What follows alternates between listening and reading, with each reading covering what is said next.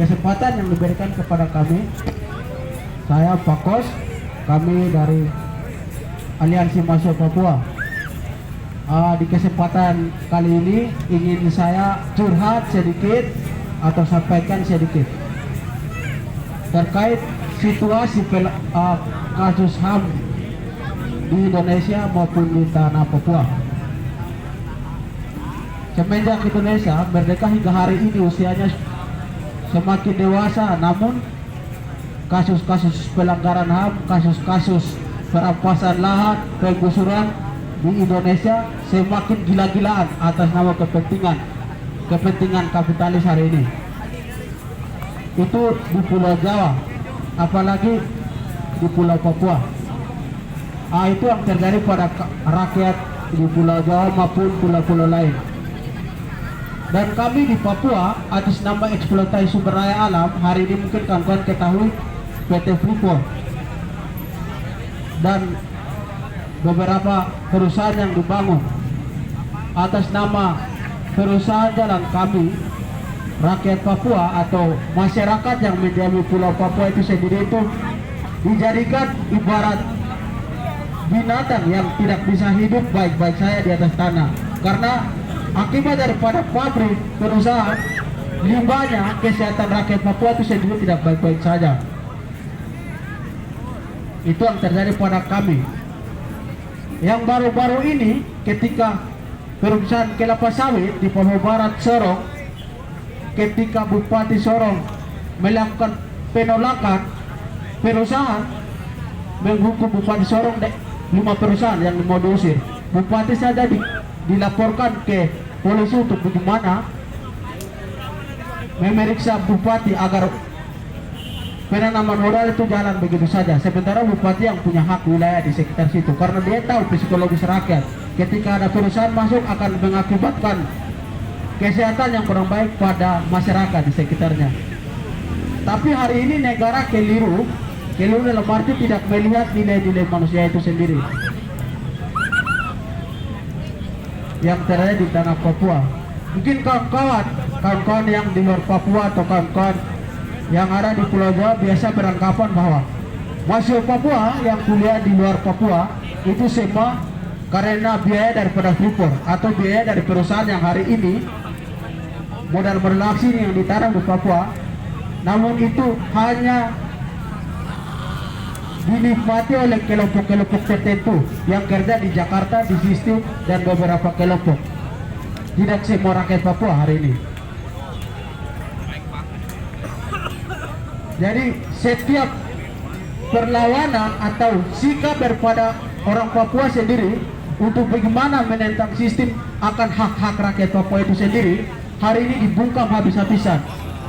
Ketika terjadi protes karena hak wilayah adatnya atau hak tanahnya, ketika dilakukan protes ke pemerintah, jaringan di Papua otomatis akan dipadamkan. Jaringan di Papua akan diberhentikan dengan alasan kabel optiknya putus. Itu yang hingga hari ini ruang demokrasi ditutup habis-habisan oleh Jakarta. Sistem yang menindas rakyat hari ini di Indonesia ini sendiri.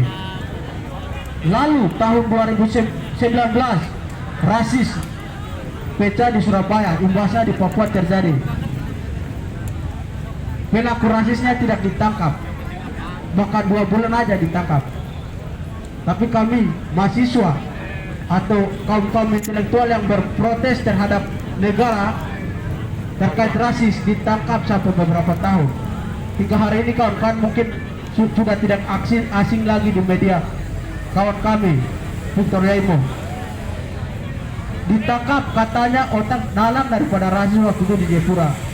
Namun ini respon yang dilakukan oleh rakyat Papua sendiri. Tapi hari ini negara bungkam, pelakunya dibungkam, pelakunya diamankan baik-baik, korbannya malah dipenjarakan. Itu sistem negara ini dibantai karena negara-negara kapitalis atau imperialis, kawan-kawan.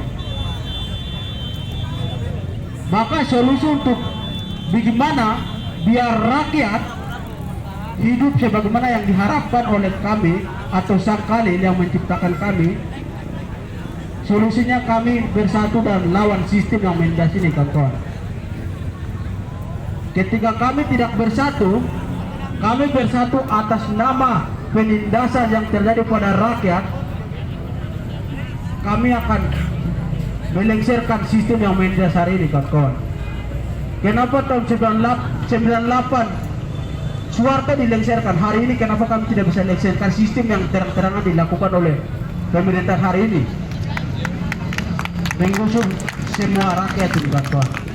Kami harus bersatu dan melengsarkan berdasarkan sejarah yang pernah dilakukan oleh kawan-kawan lama tahun 98, kawan-kawan. Jika kami diam, nasib rakyat akan semakin parah di republik ini. Hari ini republik ini tidak pernah mentaati bunyi daripada Pancasila atau bunyi daripada undang-undang yang sudah pernah ada. Kenapa, kawan-kawan? Hari ini negara hanya mendengar suara-suara tekanan-tekanan imperialis, kapitalis. Rakyatnya sendiri tidak dihitung nilai-nilainya saja, kawan-kawan. Atas nama kepentingan kemarin Omnibus Law disahkan dan yang lain-lain disahkan. Hari ini penitipan lalu lintas dan alasan COVID-19 itu kepentingan kapitalis, kawan-kawan, hanya untuk kepentingan yang masuk, terutama untuk di kami Papua, kawan-kawan.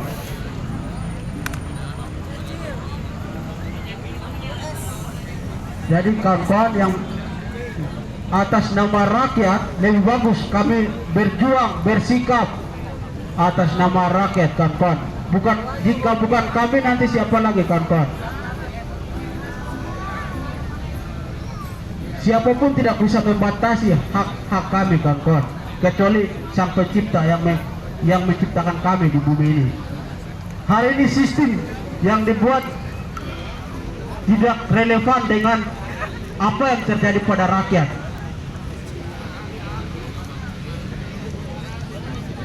Yang perlu kami sampaikan di sini, kami bersatu dan lawan sistem yang tak bernurani ini, kawan-kawan.